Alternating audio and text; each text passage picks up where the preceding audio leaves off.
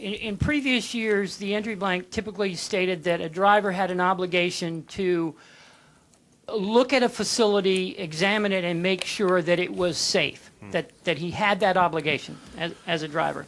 Have you ever done that? And what would it take for you as a driver to say, I will not race here? Boy, that's a tough question. I've walked every racetrack that I race at. I guess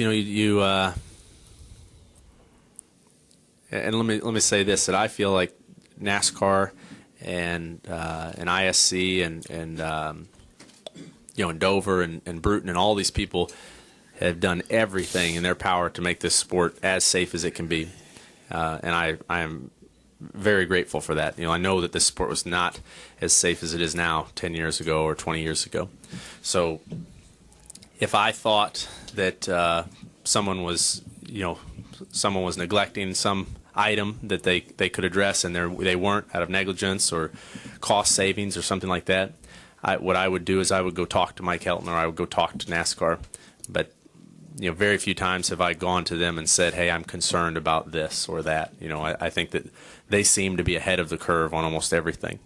This style of racing here, I believe, is more dangerous than any other style of racing that we participate in. And we've had discussions at length about things they could do to minimize the risk. But aside from lowering the banking or not racing here altogether, there's really nothing else they can do to provide a race for the fans at these facilities. So I feel like they're doing everything they can.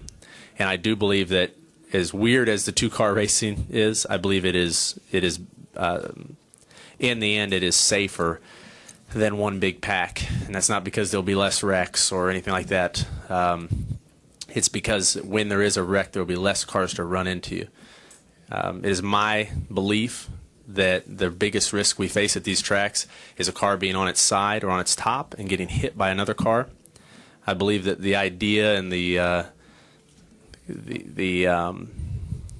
kind of, like, if you listen to some people's interviews after some of these wrecks, they're kind of proud to say that they just kept their foot in it and stayed in the gas when there was a wreck. I believe that whole idea is terrible. I believe it's negligent and maybe even grossly negligent. So if we can get rid of a little bit of that, I feel like this racing's about as safe as it can be. So but to be clear, the two cars are together, I think, are better because it does separate the field a little bit.